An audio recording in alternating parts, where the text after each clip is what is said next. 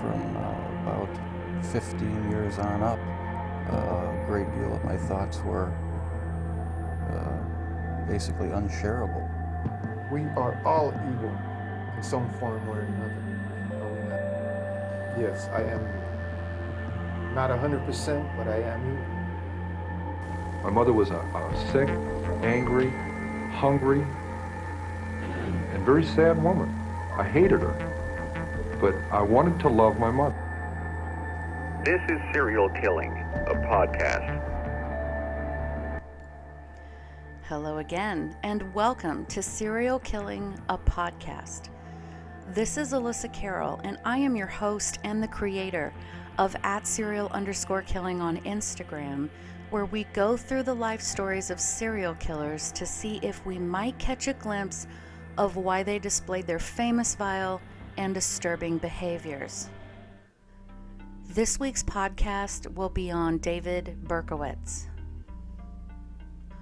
Richard David Falco was born on June 1st, 1953, making him a Gemini in Brooklyn, New York.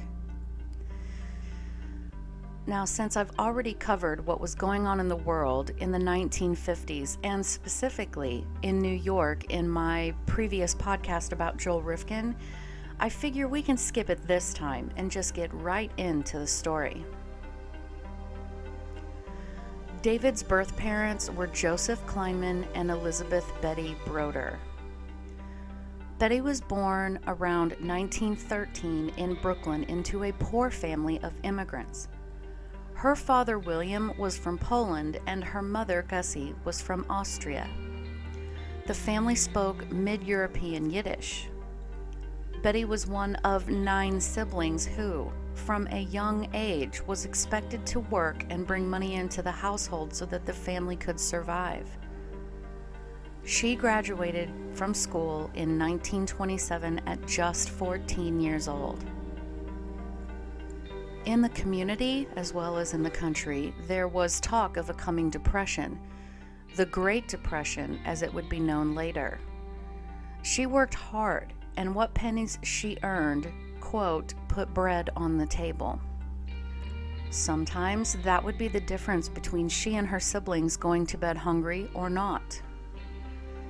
According to the book, The Son of Sam, at 19 years old, Betty met Anthony or Tony Falco at an outdoor dance. He was an Italian-American and Catholic. She later described him as, quote, rugged, tall, strong, and very handsome. Tony and Betty married in December of 1935. They had to get married in Brooklyn's municipal building because her rabbi would not marry them, obviously, being two completely different religions. She and Tony both worked hard, and they saved every bit of money they made until finally, in 1939, they bought a fish store, and money began to be not quite so tight. That same year, Betty gave birth to the couple's daughter, Rosalind, and before another year was to pass, Tony left. He had begun having an affair with another woman. He and Betty actually never officially divorced. So, she was now a single mother trying to run a business by herself, and it unfortunately went bankrupt. 8 years later, she met a handsome married man named Joseph Kleinman from Long Island. He was an up-and-coming real estate agent, trying to profit off of the selling of land that was once used as potato fields that would soon be turned into prime New York property. Now, as scandalous as that sounds, it was then the mid-1940s. Divorce laws were different. The marriage had been over for some time, and his wife was fine with them leading separate lives, but she would not grant him a divorce, and even if she had, Joseph and Betty would have had to have permission from the court to get married to each other. It was simply easier for Joseph and his wife to live separate lives than get divorced. Betty became pregnant in 1952 at 39 years old. When she told Joseph about the pregnancy, he told her to get rid of it, that he would not pay, quote, 1 cent in child support. So she began the process of adopting out her unborn child. She found out that the couple that the baby was going to be adopted by were upstanding, Jewish, and had not been able to have children of their own. She gave birth to David and gave him her legal last name of Falco, and then begrudgingly handed him over. She later said that she actually ran all the way home in tears and had to turn around and go back to the hospital due to hemorrhaging. But back home she went and continued her life with her now 12-year-old daughter, as well as continuing to see Joseph.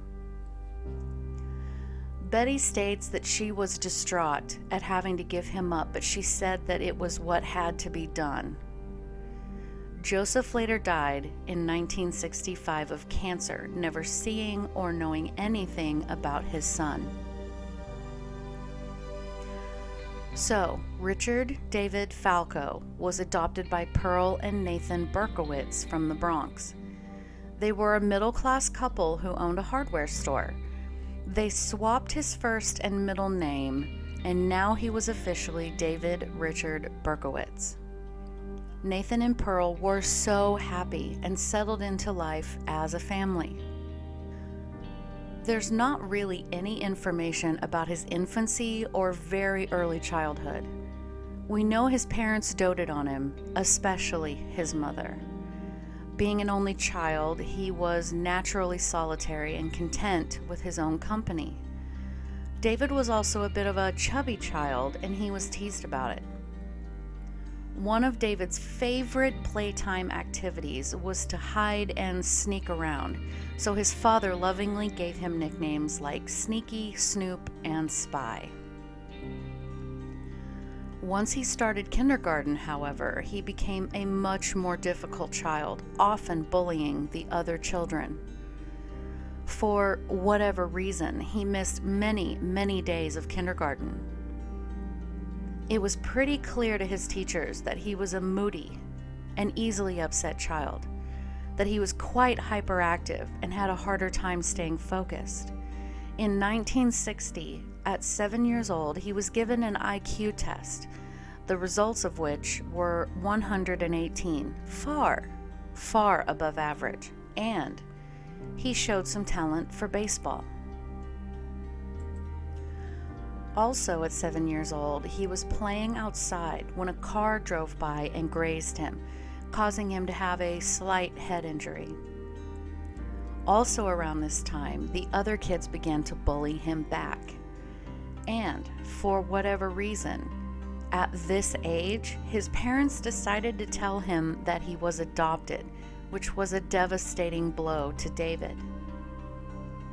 Within the next year, he was hit in the head by an unknown person and suffered a 4-inch gash on his head.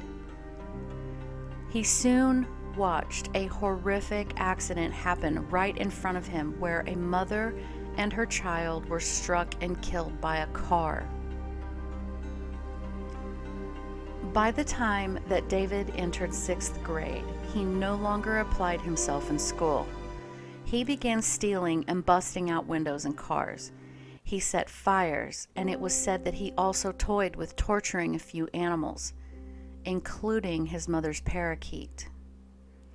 His parents, becoming deeply concerned, had him begin to see a therapist, but it did absolutely nothing.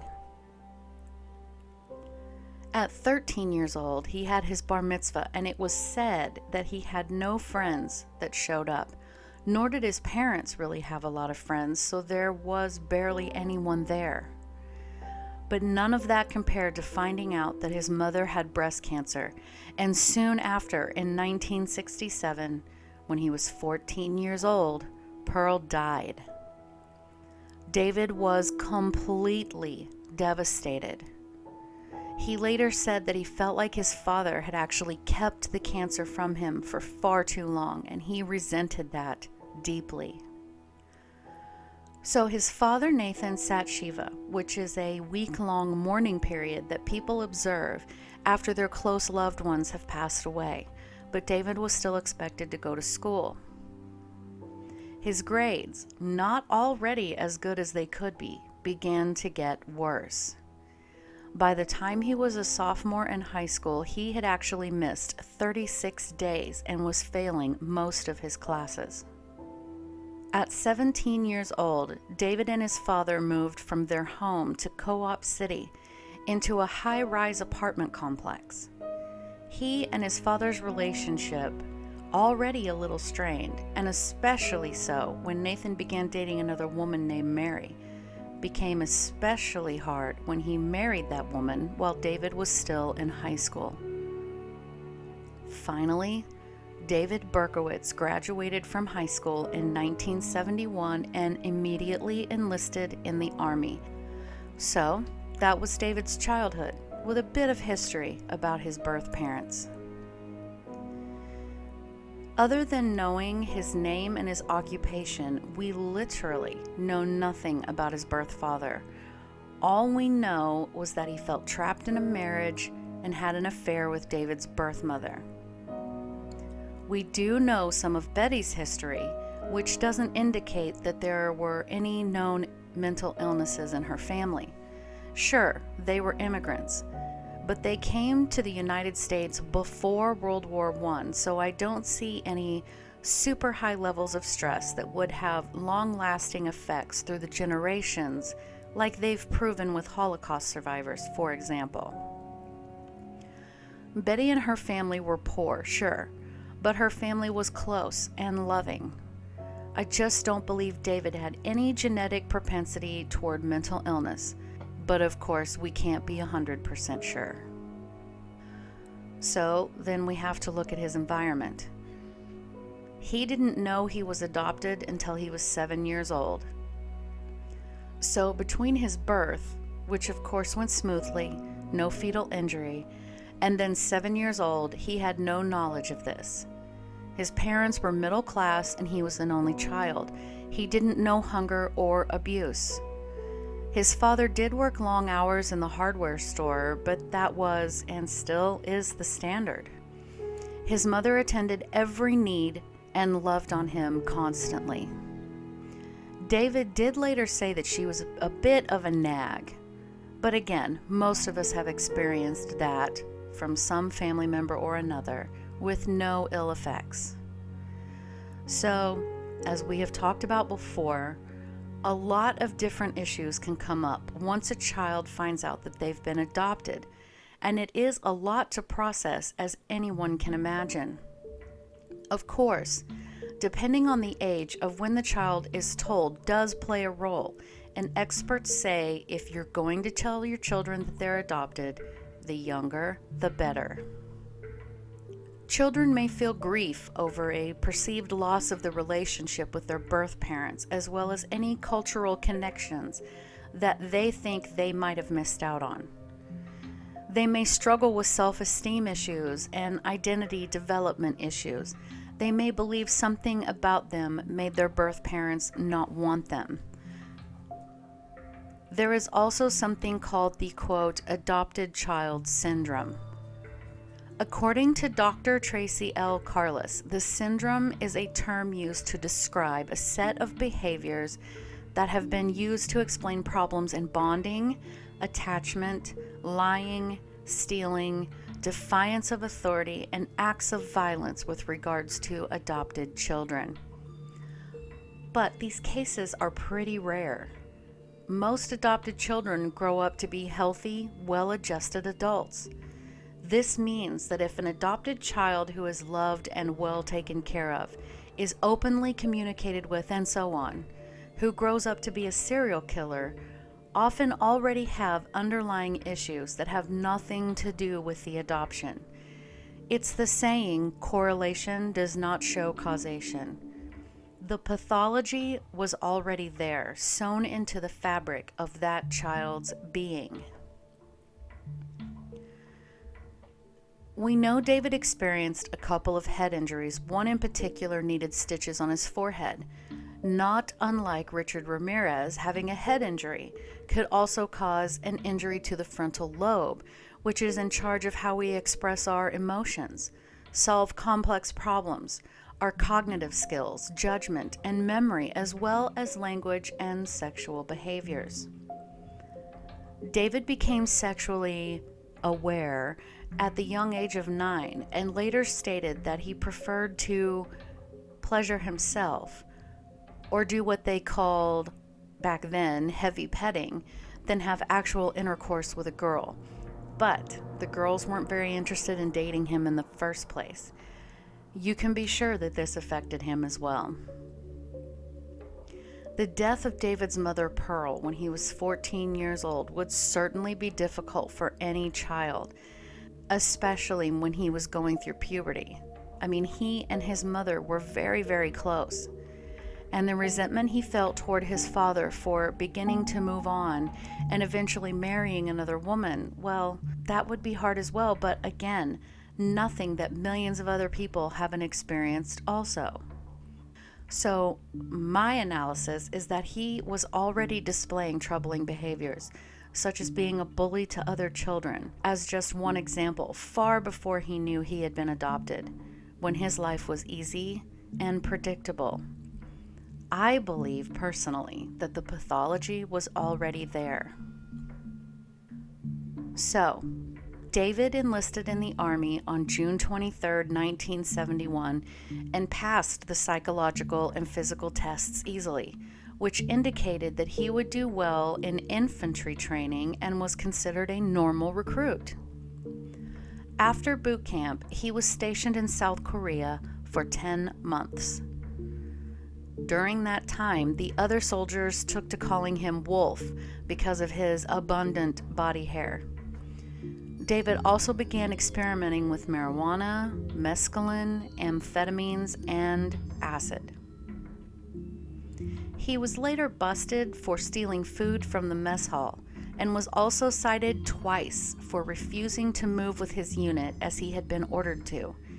He became somewhat famous for being late. One night, he missed the bus going back to the barracks, so he was considered AWOL, or absent without official leave, and he was fined $50, which was a lot of money back then.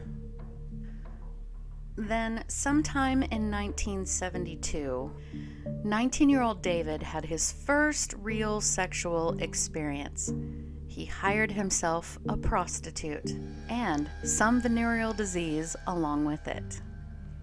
In January 1973, he was moved and stationed in Fort Knox, Kentucky, where he began going to a local Baptist church and praying because he said that he felt, quote, empty. The military, however, had given him a rating of an outstanding and dependable soldier. We know about this next part because David kept journals. He wrote about setting over 1,400 fires. So he was simultaneously changing his Jewish faith and being baptized as a Baptist. He was also being incredibly destructive. Then on June 25, 1974, David was honorably discharged from the Army. Now, either right before he joined the Army or while David was away, his father, Nathan, and his new bride, Mary, had moved and settled in Florida. So when David got back to the Bronx, he was alone. He got a job as a security guard at first and was subsequently bitten by one of the guard dogs. But outside of that, he later stated that he got along well with the dogs compared to his co-workers. Once settled in his job, he enrolled at the Bronx Community College, though he was only enrolled for 1 year. Also during this time, he quit being a security guard and was a cab driver, but that didn't last long either.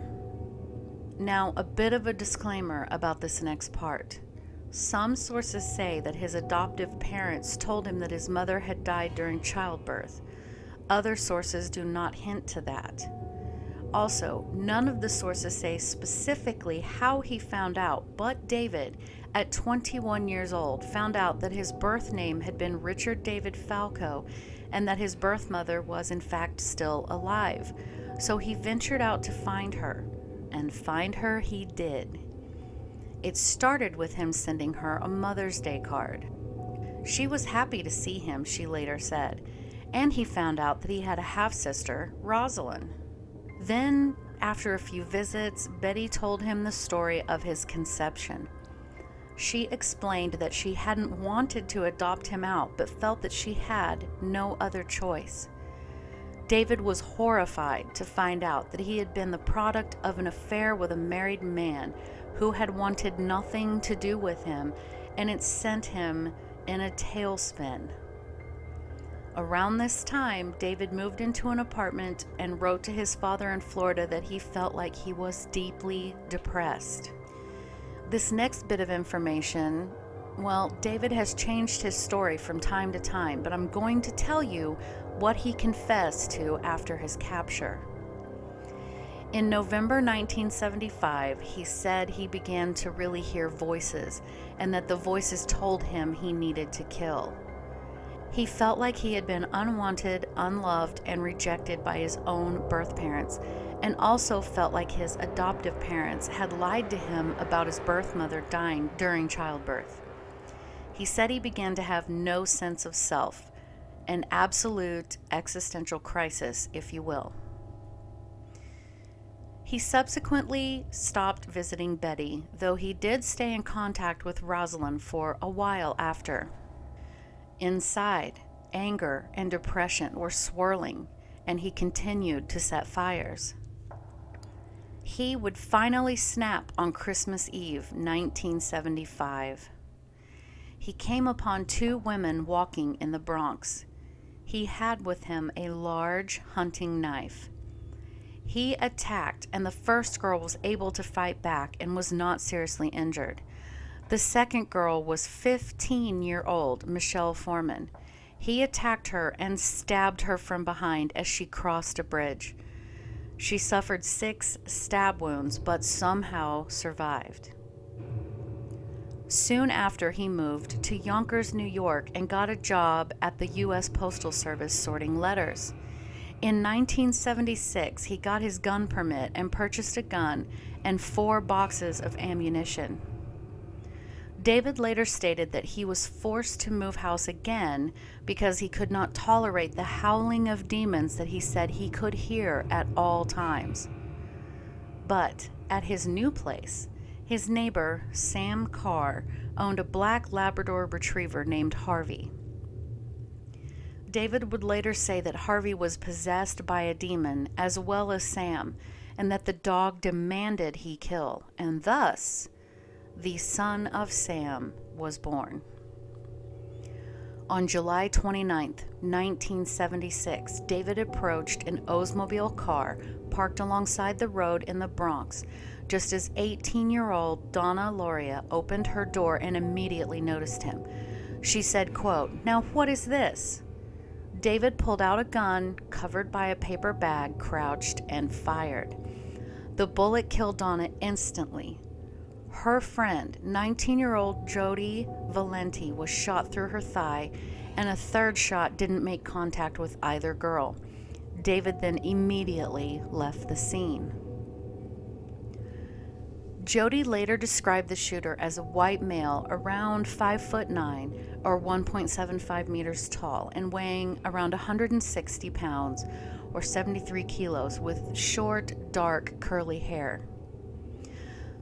The father of the murdered Donna also saw the man from his window sitting in a small yellow car parked nearby.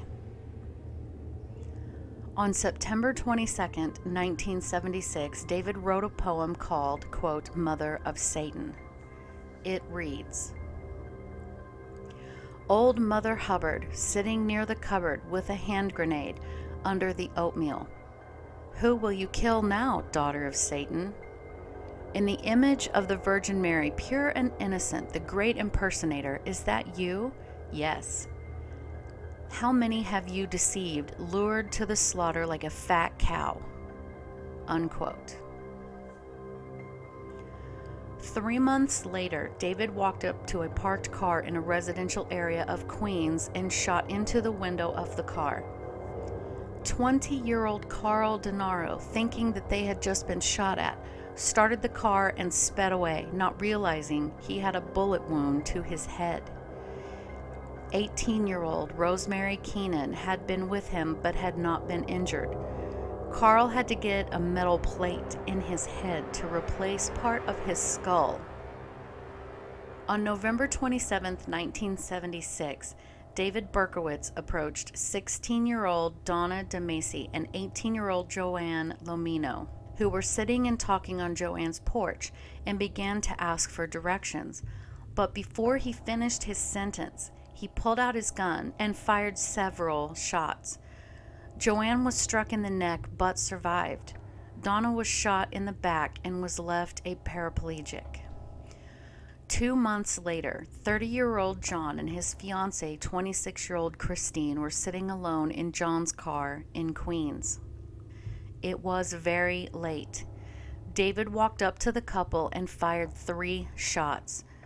John drove away to take Christine to the hospital as she was shot twice, but she later died at the hospital. At this point, the police had received 2 different descriptions of the shooters.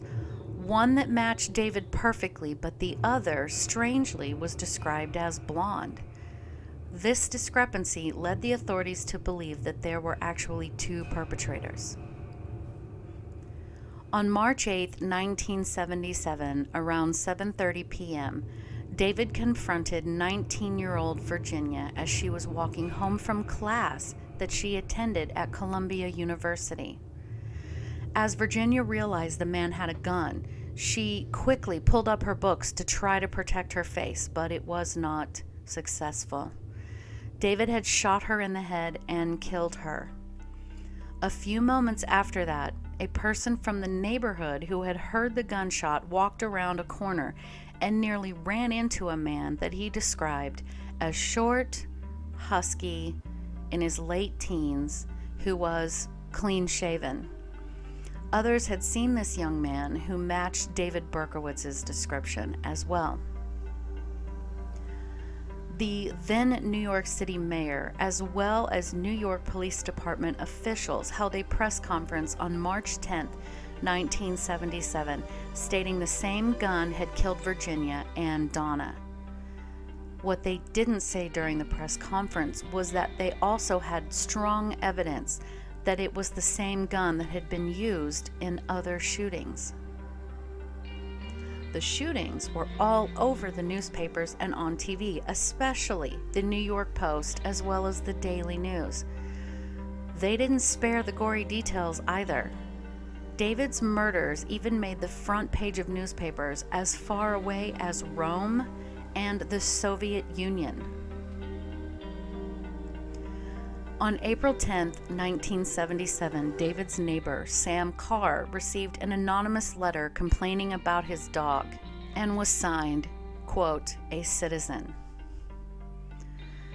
A week after Sam received the letter, a young couple were sitting in a car in the Bronx at around 3 a.m., only a few blocks from one of the other shootings. David walked up to the vehicle and shot each occupant twice, killing the girl immediately. The young man died later at the hospital. That same night, David Berkowitz received a traffic ticket for driving his car with no proof of insurance. The authorities were able to match the bullets from the other shootings.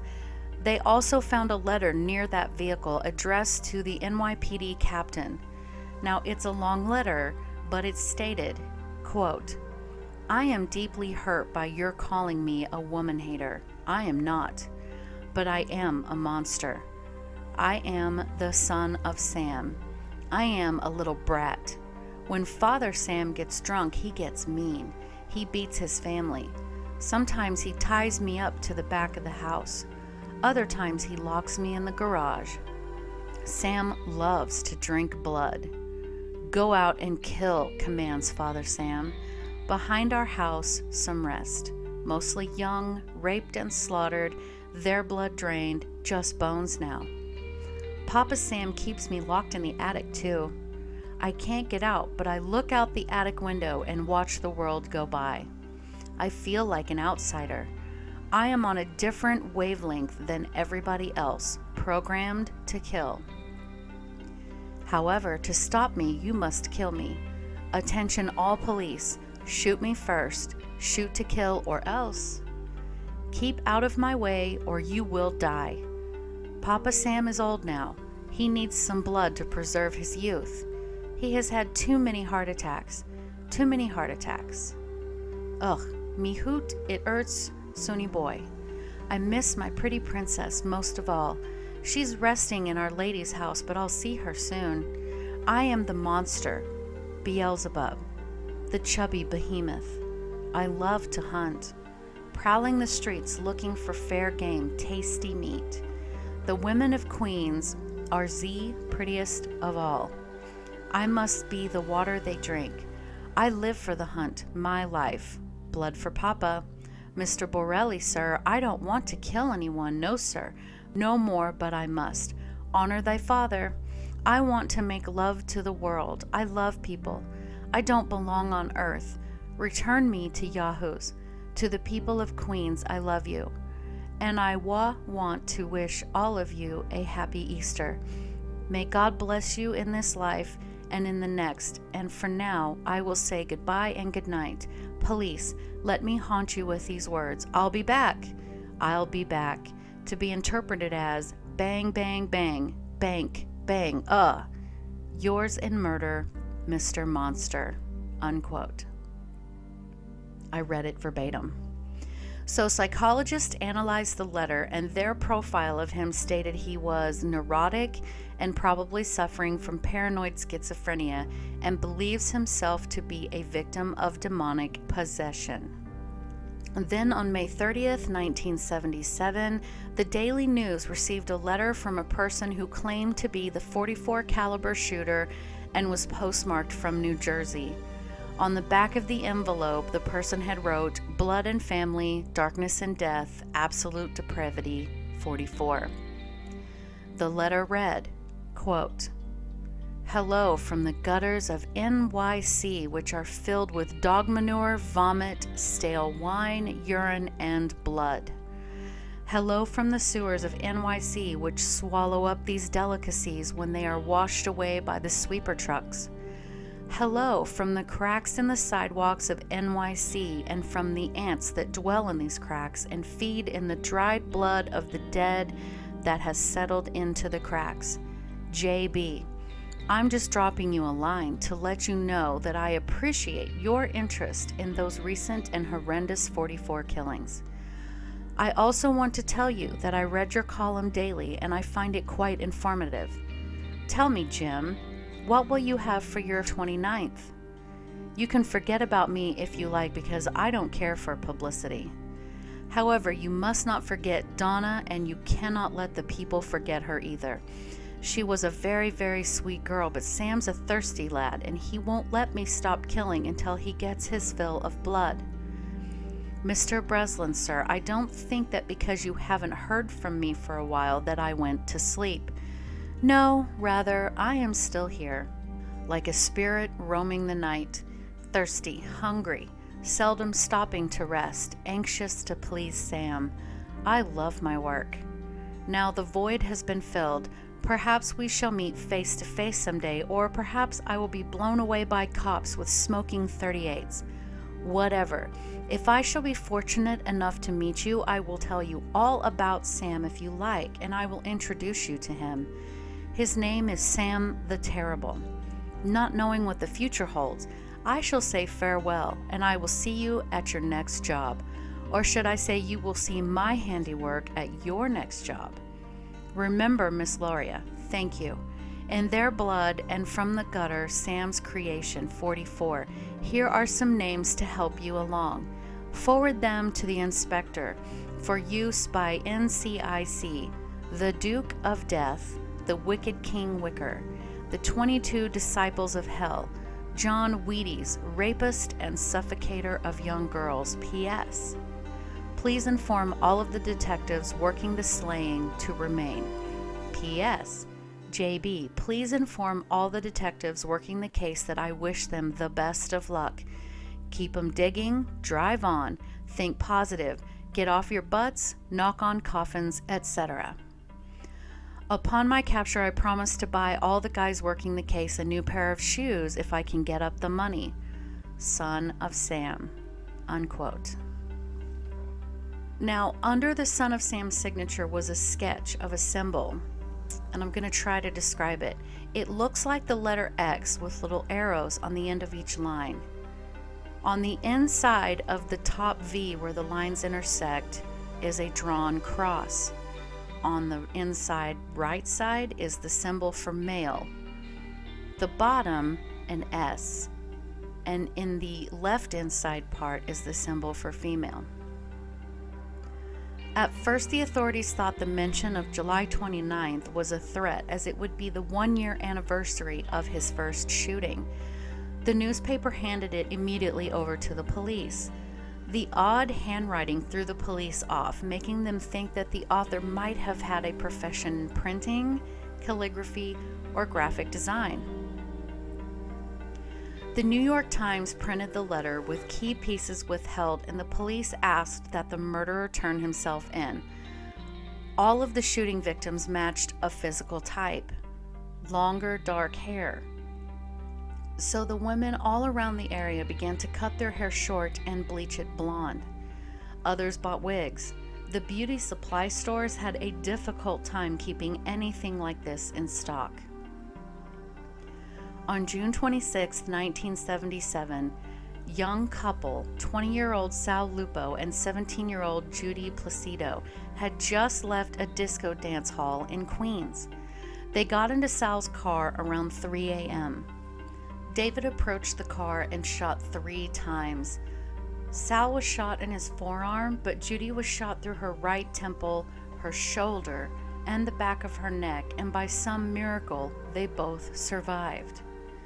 When questioned later, they said that they had just been talking about the Son of Sam murders just as they were shot. Witnesses gave the police the same description as others had. On July 31st, 1977, 20-year-olds Stacy and Robert were in Robert's car. He had been careful to park it under a bright streetlight in a neighborhood of Brooklyn. The couple began kind of making out when David walked up and shot 4 shots into the car. Both were shot in the head. Robert lost one of his eyes, and Stacy was killed.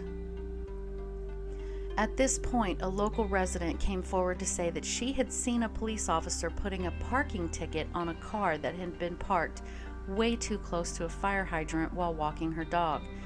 She said after a young man that fit the description of the Son of Sam walked past her headed in that direction toward the car, and she could see that he was holding something dark in his hand. She stated that he turned and looked at her, and she became frightened and ran home. Just as she got inside, she heard more gunshots. So the police frantically began going through their recent ticket records and gathered them up. David's 1970 yellow Ford Galaxy was in the pile, and they began to investigate. As they had been doing with other tickets, they contacted the Yonkers Police Department, who explained that they had some reasonable suspicion about Berkowitz due to some strange crimes that had been committed there, and another reference in one of Son of Sam's letters. On August 10, 1977, the police found David's car parked outside of his apartment building in Yonkers. Visible from the window was a rifle in the back seat, so they gained entry to the car and found a bag full of ammunition, maps of each crime scene, and another letter addressed to the Omega Task Force. They felt sure that they had their suspect, so they backed off and waited for David to exit the building. At 10 p.m., David came out.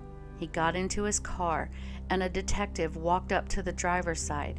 He carefully pointed his gun at David's head. Another officer came from the passenger side and pointed his gun at David as well. Inside the car was the .44 caliber revolver that would later be identified as the murder weapon. The detective said, quote, "Now that I've got you, who have I got?" David said in a calm and sweet voice, "You know." The detective said, "No, I don't. You tell me." David said, "I'm Sam." "You're Sam? Sam who?" And David replied, "Sam, David Berkowitz." As the police searched his apartment, they noted that it was in disarray. David had drawn satanic symbols all over the walls. They found his journals he had been writing since he was 21 years old. David was now 24. They saw that David had kept incredibly detailed notes about the innumerous fires he had started. They knew they had caught the son of Sam and announced to the media, quote, "The people of the city of New York can rest easy because of the fact that the police have captured a man whom they believe to be the son of Sam," unquote. David immediately confessed and pled guilty. He said that his neighbor's dog, Harvey, had been telling him that he needed the blood of young girls, that the dog had been possessed by an ancient demon, and David was powerless to not heed the dog's commands. Now, David was studied by 3 separate psychiatrists to see if he were mentally healthy and could stand trial. All 3 agreed that he could. David pled guilty to all of the shootings, and on June 12, 1978, David Berkowitz was sentenced to 25 years to life in prison for each murder. Now, interestingly, the next year, David declared the demon possession as a hoax. He said that he had been thinking about murder for a very long time before he actually committed it.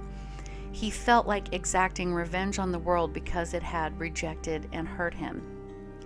Another inmate slashed David on the left side of his neck that required many stitches to close, but David was fine with it. He said that he deserved it. David now wants to be known as the Son of Hope and has written a book titled Son of Hope, The Prison Journals of David Berkowitz. He is a born-again Christian and is deeply involved in the prison ministry and even counsels other inmates. Now, David's story has changed and evolved over the years. He once stated he had joined a satanic cult, but then he would later retract that statement. He has said that he's had accomplices, and then said that he didn't.